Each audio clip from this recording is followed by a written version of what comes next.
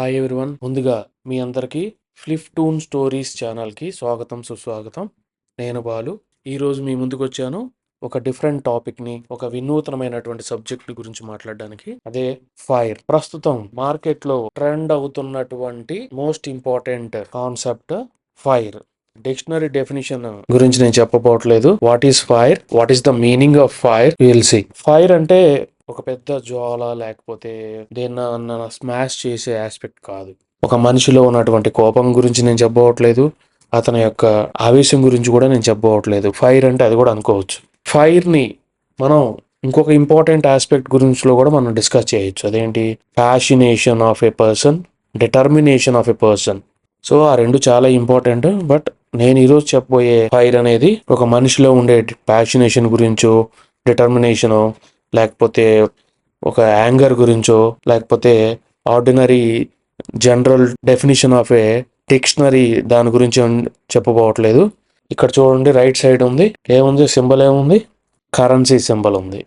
So నేను ఈరోజు discuss చేయబోతున్నాను ఫైనాన్స్ మేనేజ్మెంట్లో ఫైర్ యొక్క ఇంపార్టెన్స్ గురించి.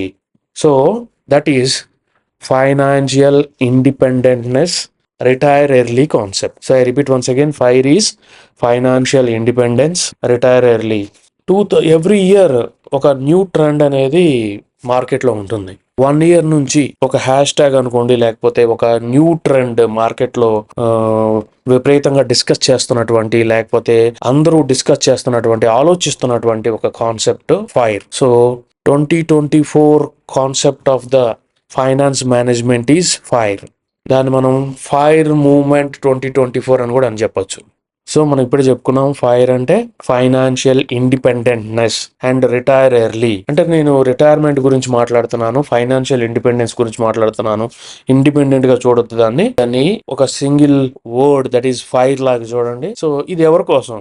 This is for kids, this is for younger generation, this is for middle aged generation and even older generation. అంటే ఇప్పుడు ప్రజెంట్ చదువుకుంటున్నటువంటి పిల్లలు ఈ ఫైర్ గురించి నేర్చుకోవచ్చు, ఆలోచించవచ్చు. కొత్తగా జాబులు చేస్తున్నటువంటి వాళ్ళు ఈ ఫైర్ గురించి ఆలోచించాలి.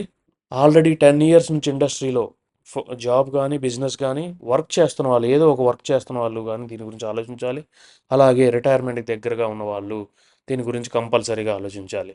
So financial independence and retire early అనేది ప్రస్తుతం జనాల్లో వచ్చినటువంటి ఒక మూవ్మెంట్, ఒక డివోటెడ్ ప్రోగ్రామ్. అదేంటంటే సేవింగ్ ఎక్స్ట్రీమ్లీ.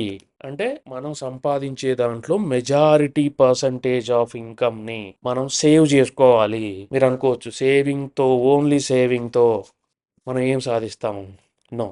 సేవ్ చేసిన దాన్ని మన ఎయిమ్స్ కి అనుగుణంగా, మన టార్గెట్స్ ని సెట్ చేసుకొని, అది పిల్లల చదువు అయి ఉండొచ్చు, పిల్లల మ్యారేజ్ అయి ఉండొచ్చు, లేకపోతే రిటైర్ అయిన తర్వాత మనం క్రియేట్ చేసుకోబోయేటువంటి కార్పస్ ఫండ్ అవ్వచ్చు, లేదా ఏదైనా ఎమర్జెన్సీ ఫండ్ అయినా అయి ఉండొచ్చు. ఏదైనా సరే దీన్ని ఎట్లా మనం అచీవ్ చేయొచ్చు అంటే త్రూ ఫైర్ ఓన్లీ.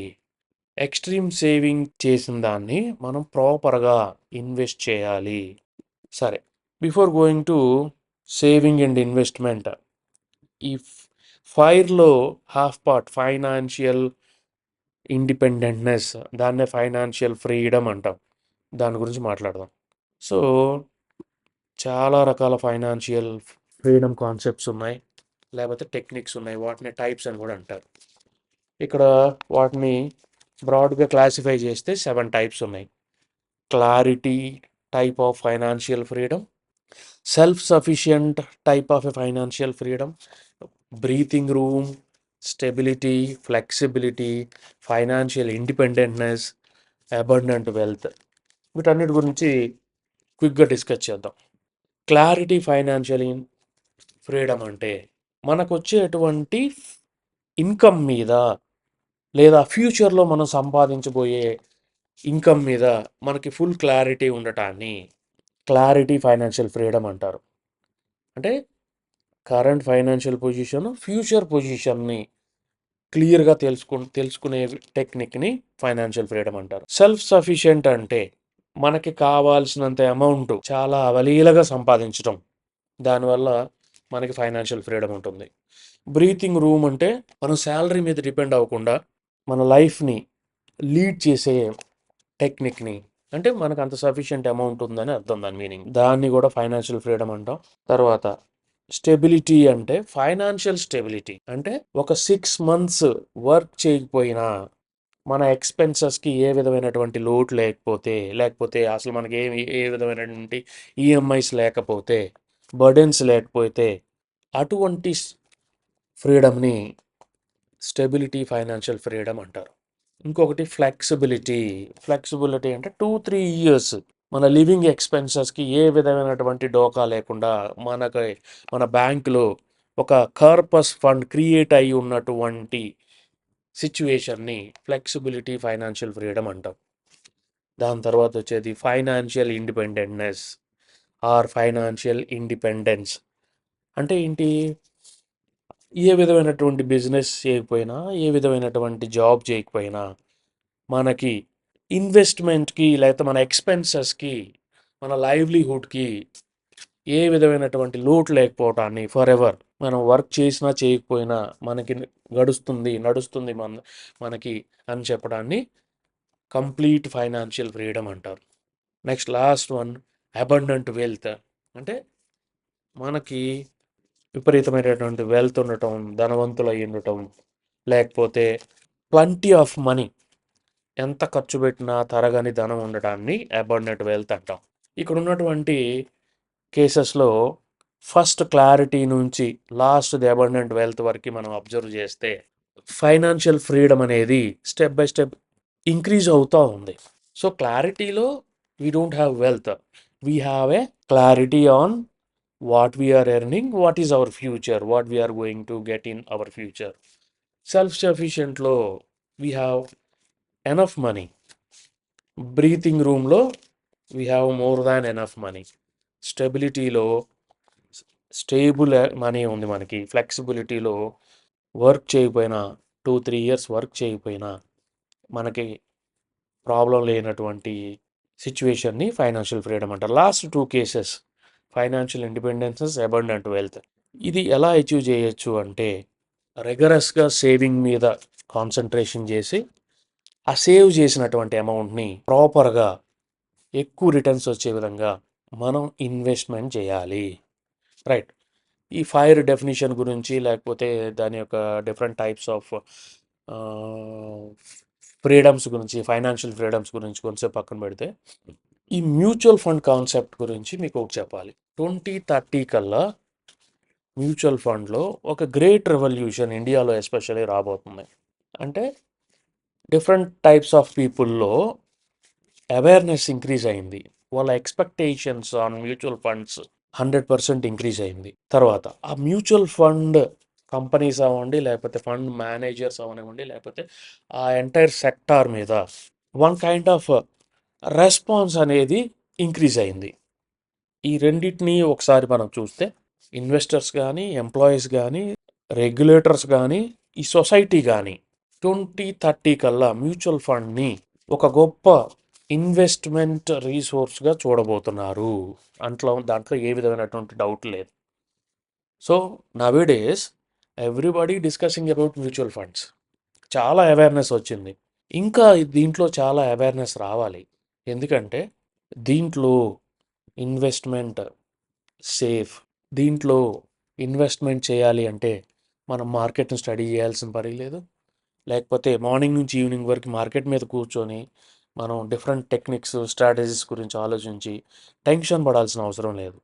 కూల్గా మనం చేస్తున్న జాబు, మనం చేస్తున్న బిజినెస్ని, మనం చేస్తున్నటువంటి అదర్ వర్క్ని, సోషల్ వర్క్స్ ఆర్ అదర్ వర్క్స్ని కూల్గా రన్ చేసుకుంటూ మన సేవ్ చేసినటువంటి అమౌంట్ని మ్యూచువల్ ఫండ్స్లో ఇన్వెస్ట్మెంట్ చేసుకుంటే మినిమం రిటర్న్స్ అనేది మనం గ్యారంటీగా తీసుకోవచ్చు. అయితే వాట్ ఆర్ రెస్పాన్సెస్? ఈ ఈ ఫీల్డ్ ఈ సెక్టార్ వాళ్ళు స్ట్రాటజీని చేంజ్ చేస్తున్నారు time and again, based on people needs, based on the market. Indian మార్కెట్ని అబ్జర్వ్ చేస్తే డే బై డే అది గ్రో అవుతూ ఉంది స్టేబుల్గా. సో స్ట్రాటజీస్ చేంజ్ అయిపోతున్నారు. తర్వాత దీంట్లో ఈ ఫీల్డ్‌లో టెక్నాలజీ ట్రాన్స్‌ఫర్మేషన్ ఇప్పటికి ఆల్రెడీ జరిగింది. కమింగ్ డేస్‌లో ప్యూర్‌గా ట్రాన్స్‌ఫర్మేషన్ జరగబోతుంది. తర్వాత దీంట్లో ఎక్కువ మంది వర్క్ చేయబోతున్నారు ఫ్యూచర్‌లో కమింగ్ డేస్‌లో. ఇన్వెస్టర్స్ అవ్వచ్చు, ఎంప్లాయీస్ అవ్వచ్చు, రెగ్యులేటర్స్ అవ్వచ్చు, సొసైటీ గానీ మ్యూచువల్ ఫండ్స్ వైపు చూడబోతుంది. Because this is a innovative product. Still it is a innovative product. అయితే దీని మీద చాలా నైట్ మేర్స్ ఉన్నాయి. వాటన్నిటిని సొసైటీ కానీ అదర్స్ కానీ స్లోగా తెలుసుకుంటారు. వాటిని ఛేదించి దీంట్లో ఇన్వెస్ట్మెంట్ చేసి ఆ ఫ్రూట్ఫుల్ రిటర్న్స్ని ప్రతి ఒక్కళ్ళు ఇండియాలో తీసుకుంటారని నేను ఆశిస్తున్నాను. అయితే హౌ టు అచీవ్ ఫైర్ మనం చెప్పుకున్నాం. చదువుకునే పిల్లలు, కొత్తగా బిజినెస్ స్టార్ట్ చేసిన వాళ్ళు, కొత్తగా జాబ్లో జాయిన్ అయిన వాళ్ళు, లేదా ఒక లాంగ్ టర్మ్ నుంచి ఈ ఫీల్డ్స్లో ఉన్నవాళ్ళు, కాయ కష్టం చేసుకునే వాళ్ళు, ప్రతి ఒక్కళ్ళు ఎవరికైతే ఇన్కమ్ సోర్స్ ఉందో వాళ్ళందరూ కూడా ఈ ఫైర్ని అచీవ్ చేయాలి. బికాస్ ఇన్ఫ్లుయెన్స్ రేట్ అనేది కంటిన్యూస్గా చేంజ్ అవుతూనే ఉంది, అది పెరుగుతూ ఉంది. ఎవ్రీ 10 yearsకి డబల్ అవుతుంది. ఫైనాన్స్ మేనేజ్మెంట్ స్ట్రాటజీ ప్రకారం, లేకపోతే వాళ్ళ యొక్క గెస్ ప్రకారం, లేకపోతే వాళ్ళ యొక్క ఇమాజినేషన్, లేకపోతే ఒరిజినాలిటీ డెఫినిషన్ ప్రకారం. అంటే సగటు మానవులకు లేకపోతే ఇండియన్స్కి 1995లో 5,000 to 10,000 ఇన్కమ్ ఒక కుటుంబం నడపడానికి కావాల్సి అవసరం ఉంటే 2005కి అది 20,000గా చేంజ్ అయింది. 2015కి 40,000గా చేంజ్ అయింది. ఇప్పుడు 2025కి 80,000గా చేంజ్ అవుతుంది. అంటే 1 lakh శాలరీ అనేది below middle class or middle class income అని మనం చెప్పొచ్చు. ఆ విధంగా ఇన్ఫ్లేషన్ అనేది పెరిగింది. అయితే ఇప్పుడు మనం చెప్పుకున్న దాని ప్రకారం ఇంకొక 30 yearsలో ఎంత ఇన్ఫ్లుయెన్స్ రేట్ ఉంటుంది అంటే మన expense per month per year ఎంత పెరుగుద్ది ఒక కుటుంబం యొక్క ఎక్స్పెన్స్ మనీ అనేది రేషియో అనేది ఎంత పెరుగుద్ది అనేది మీ ఇమాజినేషన్కి నేను వదిలేస్తున్నాను. సో దాన్ని దృష్టిలో పెట్టుకొని ప్రతి ఒక్కళ్ళు ఈ ఫైనాన్షియల్ ఇండిపెండెంట్నెస్ని డెఫినెట్గా అచీవ్ చేయాలి. రిటైర్ ఎర్లీ అవటమా లేదా అనేది నెక్స్ట్ సెకండ్ ఇష్యూ. ఫైనాన్షియల్గా ఇండిపెండెంట్నెస్ వస్తే everybody likes to take rest, retirement తీసుకోవాలని ఆలోచిస్తారు. సో ఈ ఫైర్ని ఎలా అచీవ్ చేయాలి? 4 types ఆఫ్ ఫైర్ కాన్సెప్ట్స్ ఉన్నాయి ఇక్కడ. ఫైర్ని నేర్చుకుంటూ, ఫైర్కి రెగరస్ ఫైర్ కాన్సెప్ట్ని ఫాలో అవుతూ, కోస్ట్ ఫైర్ కాన్సెప్ట్ని ఇంప్లిమెంట్ చేసుకుంటూ, బారిస్టా ఫైర్ కాన్సెప్ట్ని అదర్వైజ్ ఛాలెంజ్ని టేకప్ తీసుకొని మనం అచీవ్ చేయొచ్చు. ఏంటి లెర్న్ ఫైర్లో ఏం జరుగుతుంది? ఇక్కడ లెర్న్ ఫైర్లో మనం ఫైర్ని అచీవ్ చేయడానికి ఆలోచిస్తున్నప్పుడు మన లైఫ్ స్టైల్ని చాలా మినిమలిస్టిక్గా ఉంచుకోవాలి. అంటే ఎక్స్పెన్స్ని తగ్గించుకోవాలి. అంటే ఎసెన్షియల్ నీడ్స్ని ఫుల్ఫిల్ చేసుకుంటూ మన బడ్జెట్ని తగ్గించుకుంటూ ఎక్కువ సేవింగ్ చేయడానికి ప్రయత్నం చేసే స్టేజ్ని లేకపోతే ఆ టైప్ ఆఫ్ ఫైర్ని లెర్న్ ఫైర్ అంటారు. ఫ్యాట్ ఫైర్ అంటే so here income is high, comfortable life స్టైల్ని లీడ్ చేస్తూ హై స్పెండింగ్ చేస్తూ ఇన్కమ్ సోర్సెస్ని పెంచుకొని పెరిగిన ఇన్కమ్ సోర్సెస్ ద్వారా అగ్రెసివ్గా ఇన్వెస్ట్మెంట్ చేసే టెక్నిక్ని ఫ్యాట్ ఫైర్ అంటాం. సో లెర్న్ ఫైవ్లో ఇన్కమ్ సోర్స్ ఒకటే, ఉన్న దాంట్లో తగ్గించుకొని లైఫ్ స్టైల్ని తగ్గించుకొని మన జీవన ప్రమాణాలను తగ్గించుకొని సేవ్ చేసి ఇన్వెస్ట్మెంట్ చేయటం. ఫ్యాట్ ఫైర్లో మన లైఫ్ని కంఫర్టబుల్గా లీడ్ చేస్తూ మల్టిపుల్ సోర్సెస్ ఆఫ్ ఇన్కమ్కి ప్లాన్ చేస్తూ ఇన్కమ్ని పెంచి జనరేట్ చేసి అగ్రెసివ్గా సేవ్ చేసినటువంటి మనీతో ఇన్వెస్ట్మెంట్ చేయటం. తర్వాత కోస్ట్ అండ్ బారిస్టా ఫైర్లో కూడా మనం ఎడిషనల్ ఇన్కమ్ కోసం డిఫరెంట్ టెక్నిక్స్ని ఫాలో అవుతూ ఫుల్ ఫ్లెడ్జ్డ్గా రిటైర్మెంట్కి కావాల్సినటువంటి ట్రాన్స్ఫర్మేషన్ స్టేజ్కి వెళ్ళడానికి కావాల్సినటువంటి ఇన్కమ్ని జనరేట్ చేస్తూ ఫైనాన్షియల్ ఇండిపెండెంట్నెస్ మీద ఎక్కువ ఫోకస్ పెట్టి మ్యాక్సిమం ఇన్వెస్ట్మెంట్ చేసి గుడ్ రిటర్న్ని మంచి ఆపర్చునిటీని తెచ్చుకోవడానికి చేసే ప్రయత్నాన్ని Coast of fire are barista fire అంటారు. సో దీంట్లో మనం ఏ కేటగిరీకి చెందుతాం అనేది ఆలోచించుకొని ఏ కేటగిరీ అయినా సరే మనం ఫైర్ని ఇంప్లిమెంట్ చేయాలి.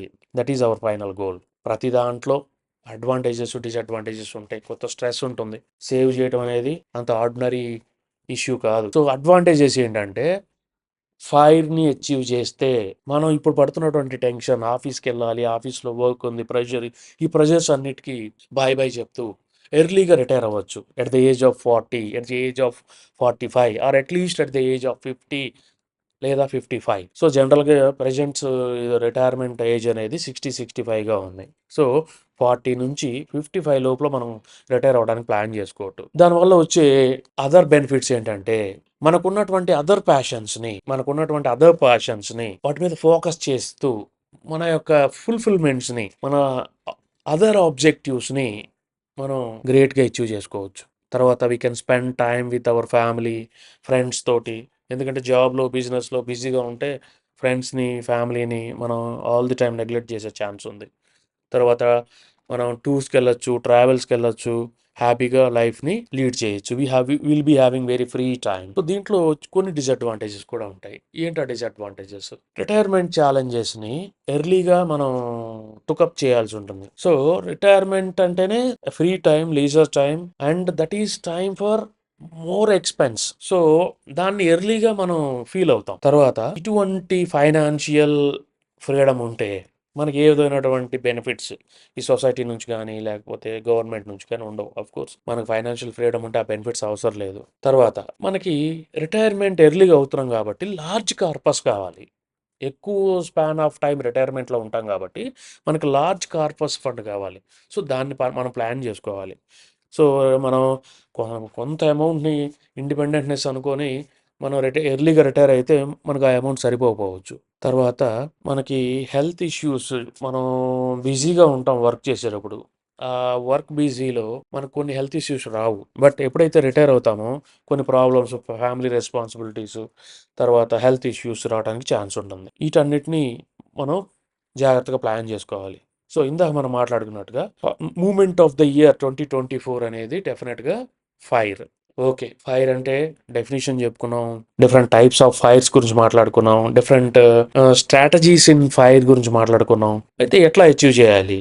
So there are 2 plans or 2 concepts. మనం దీన్ని అచీవ్ చేయాలి అంటే మన డ్యూటీస్ని సాగ్రిగేట్ చేసుకోవటం, మన ఫైనాన్షియల్ రిస్క్స్ని రెడ్యూస్ చేసుకోవటం ద్వారా మనం ఈ ఫైర్ని అచీవ్ చేయొచ్చు. ఎట్లా సాగ్రిగేట్ చేయాలి మన డ్యూటీస్ని? సో ఫస్ట్ పాయింట్ ఏంటంటే సాగ్రిగేషన్ ఆఫ్ డ్యూటీస్. మనం కార్పస్ ఫండ్ని క్రియేట్ చేయాలి అనుకుంటున్నాం కాబట్టి, గుడ్ కార్పస్ ఫండ్ క్రియేట్ చేద్దాం అనుకుంటున్నాం కాబట్టి కొన్ని షార్ట్ కట్స్ మెథడ్స్ని ద్వారా మనం ఇన్వెస్ట్మెంట్ మనీని అచీవ్ చేయాలని కానీ, లేకపోతే కొంతమంది ట్రాప్లో మనం అసలు పడకూడదు, ఫ్రాడ్ ట్రాప్స్లో మనం పడకూడదు, వాటి నుంచి మనం దూరంగా ఉండాలి. తర్వాత సరిగా లేనటువంటి ఫైనాన్షియల్ ఇన్వెస్ట్మెంట్ టెక్నిక్స్ని కంప్లీట్గా వదిలేయాలి. తర్వాత అన్ఆథరైజ్డ్ యాక్సెస్ని మనం తగ్గించుకోవాలి. ఎటువంటి కాన్ఫ్లిక్ట్స్కి మనం, ఎటువంటి గొడవలకి వెళ్ళకూడదు, ఫైనాన్షియల్ కాన్ఫ్లిక్ట్స్కి వెళ్ళకూడదు. వీటన్నిటిని మనం సాగ్రిగేట్ చేసుకోవాలి. సెకండ్, ఫైనాన్షియల్ రిస్క్స్ ఎలా అవాయిడ్ చేయాలి?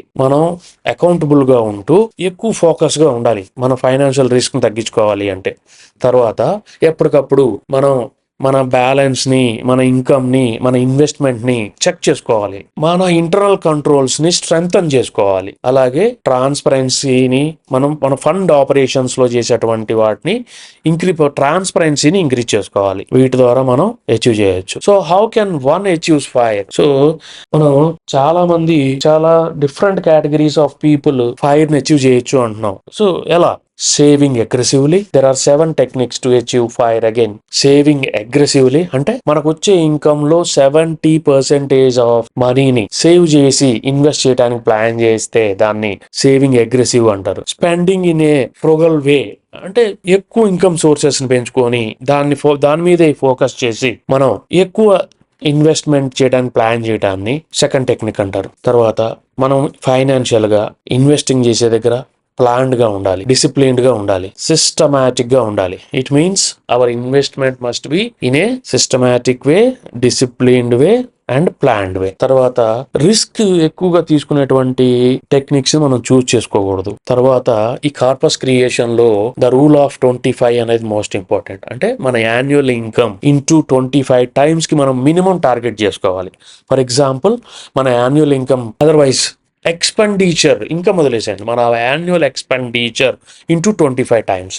అంటే మన యాన్యువల్ ఎక్స్పెండిచర్ 10 lakhs అనుకోండి. We should target for minimum of 2 crores 50 lakhs. అది స్ట్రాటజీకి పెట్టుకోవాలి. తర్వాత మనం క్రెడిట్ కార్డ్స్ని లేకపోతే అదర్ క్రెడిట్ పాత్స్ని వదిలేయాలి. మనం యూజ్ చేయడం తగ్గించుకోవాలి. Last but not least, after రిటైర్మెంట్కి మనం డెఫినెట్గా ప్లాన్ చేసుకోవాలి. ఇదంతా కేవలం one and only one technique called mutual funds ద్వారా మనం అచీవ్ చేయొచ్చు.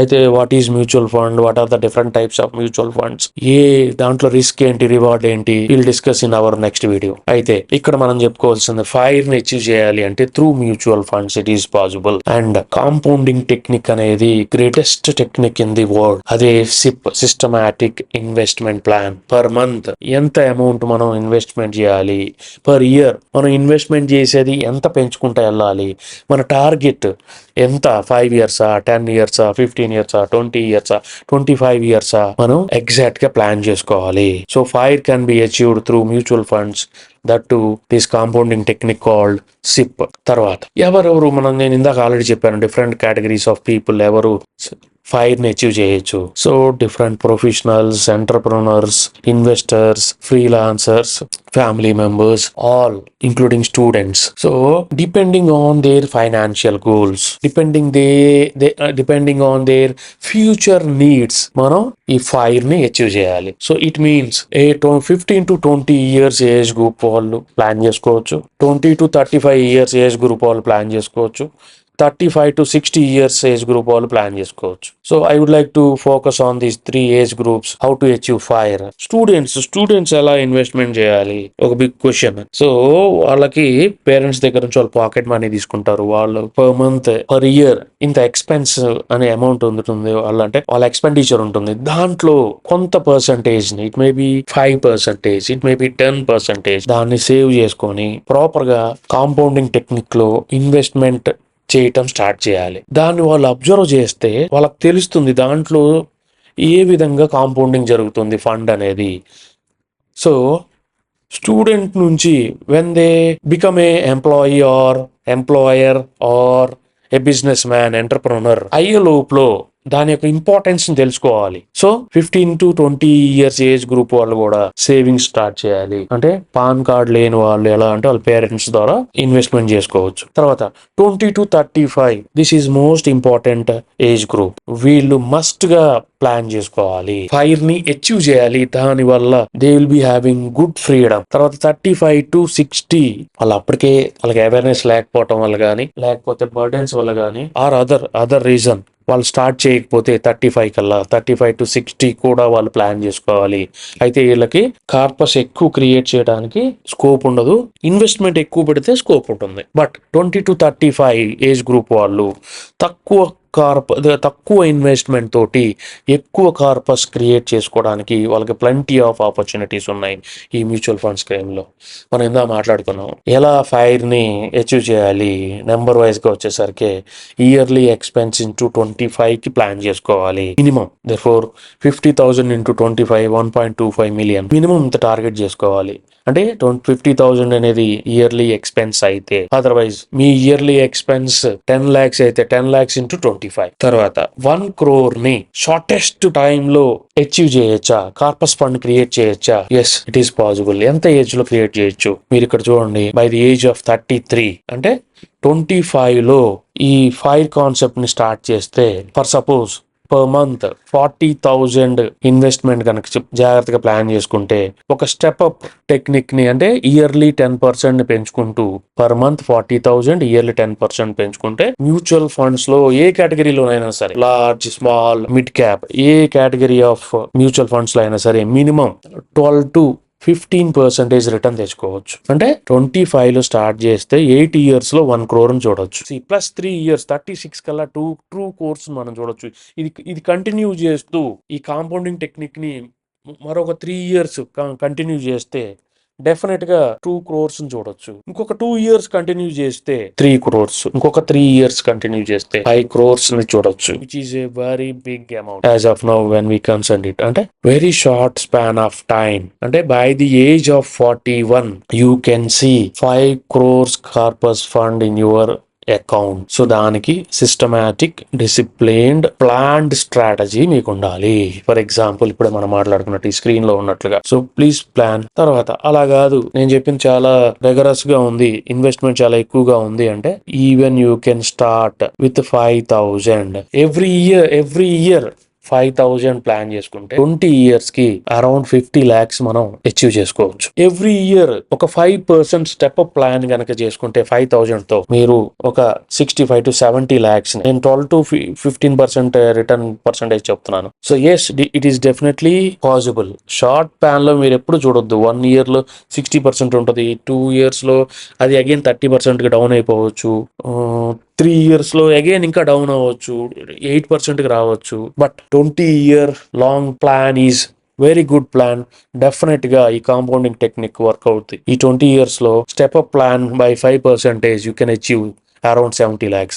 Step up plan by 10%, only 5,000 investment తో at the age of 25 you can achieve అంటే 45 కల్లా మీరు 1 crore అచీవ్ చేయొచ్చు. 5,000 ఇన్వెస్ట్మెంట్ తో స్టెప్ అప్ ప్లాన్ 15% యాన్యువల్లీ మీరు ఇంక్రీజ్ చేసుకుంటే 15 crores అచీవ్ చేయడానికి ఛాన్స్ ఉంటుంది. స్టెప్ అప్ ప్లాన్ 20% మీరు కానీ యాన్యువల్లీ ఇంక్రీజ్ చేసుకుంటే 25 crores అచీవ్ చేయడానికి కూడా మీకు ఏ విధమైనటువంటి సందేహం, డౌట్ పడాల్సిన పని లేదు. So this is the capacity of compounding technique in mutual funds. మీకు అర్థమై ఉండొచ్చు దీని యొక్క ఇంపార్టెన్స్. సో ప్రతి నెల 5,000 సేవ్ చేయటం, ఇన్వెస్ట్ చేయటం టార్గెట్ గా పెట్టుకుంటే if your age is at 25 and me age 35-45 అయితే ఇట్ ఈస్ నాట్ పాసిబుల్. దానికి అనుగుణంగానే మీకు రిటర్న్స్ చాలా తక్కువ వస్తాయి. సో బెనిఫిట్ ఎవరికి అంటే youngsters K benefit. So my request to all the students, start understanding this compounding technique, right? So those who have started their life with job and business, మీరు ఒక 5,000 మీరు కాదు అనుకోండి, మీ శాలరీలో 5,000 తక్కువ అనుకోండి, ఈ స్ట్రాటజీని మీరు ఇంప్లిమెంట్ చేయడానికి ట్రై చేయండి. Definitely you can achieve good compound amount, right? నేను చెప్పిందంతా కొంచెం అగ్రెసివ్ ప్లాన్ అనిపిస్తే, సో జనరల్ గా anybody can save and invest at least 30% or their monthly income. మీ మంత్లీ ఇన్కమ్ లో 30% ని మీరు సేవ్ చేసుకుని ఇన్వెస్ట్మెంట్ చేసుకుంటే, 1 lakh ఇన్వెస్ట్మెంట్ అనుకోండి, 30% మీకు expenses, 30,000 expenses, whatever expenses, house rent, other grocery and other aspects. So 30,000 EMI trap లో మీరు కానీ ఉండుంటే 30,000 ఈఎంఐ, అలాగే 10% other requirements, immediate requirements or emergency requirements, otherwise entertainment మీరు ప్లాన్ చేసుకుంటే 30% సేవ్ చేయండి. ఆ 30% ఇన్వెస్ట్మెంట్ చేస్తే మీరు మినిమం ఒక గుడ్ అమౌంట్ ని కార్పస్ ఫండ్ గా మీరు క్రియేట్ చేయగలుగుతారు. So finally I would like to conclude, ఇక్కడ మనం పాటించాల్సినటువంటి కొన్ని ఇంపార్టెంట్ పాయింట్స్ అనుకోండి, నియమాలు అనుకోండి. మీరు సేవింగ్ చేద్దాం, ఇన్వెస్ట్మెంట్ చేద్దాం అనుకుంటే ఎర్లీగా స్టార్ట్ చేయండి. ఇవ్వాలనుకున్నారా ఈ రోజే స్టార్ట్ చేయండి. ఈ మంత్ లో అనుకున్నారా ఈ మంత్ లో స్టార్ట్ చేయండి, లేట్ చేయొద్దు. సో 5,000 అయ్యేతో చేయాలా, 40,000 చేయాలా అని ఆలోచించవద్దు. Start with any amount. మీకు ఎంత అమౌంట్ ఉందో ఆ అమౌంట్ తో స్టార్ట్ చేయండి. అయితే ఇయర్ బై ఇయర్ ఇంక్రీజ్ చేయండి ఇన్వెస్ట్మెంట్ ని. మీరు సేవ్ చేస్తున్న అమౌంట్, మీరు ఇన్వెస్ట్మెంట్ చేస్తున్నారు కదా, దాన్ని ఇంక్రీజ్ చేయండి at least by 5%, if possible by 10%, if possible by 15 or 20%. Systematic గా మీరు ప్లాన్ చేసుకోండి. తర్వాత మీరు మ్యూచువల్ ఫండ్స్ లో చూస్ చేసుకునే స్ట్రాటజీస్ ని కాన్ఫిడెంట్ గా సెలెక్ట్ చేసుకోండి. తర్వాత try to learn when you are free about this mutual funds. దాని మీద కొంత అవగాహన పెంచుకోండి. డెఫినెట్ గా మీరు ఎర్లీగా రిటైర్ అవడానికి ప్లాన్ చేసుకోవచ్చు, లేదా మీరు ఒక గుడ్ అమౌంట్ ని కార్పస్ ఫండ్ గా క్రియేట్ చేయొచ్చు. Therefore, FIRE gives you financial independence and chance for retire early. Okay, thank you everyone for listening patiently. మీకు కనుక ఈ కాన్సెప్ట్ కానీ నేను చెప్పిన విధానం కానీ నచ్చితే లైక్ చేయండి, కామెంట్ చేయండి, షేర్ చేయండి. ఫస్ట్ టైం నా ఛానల్ విజిట్ చేసిన వాళ్ళు తప్పకుండా సబ్స్క్రైబ్ చేసుకోండి. పక్కనే ఉన్న బెల్ ఐకాన్ని ప్రెస్ చేయండి. Thank you everyone.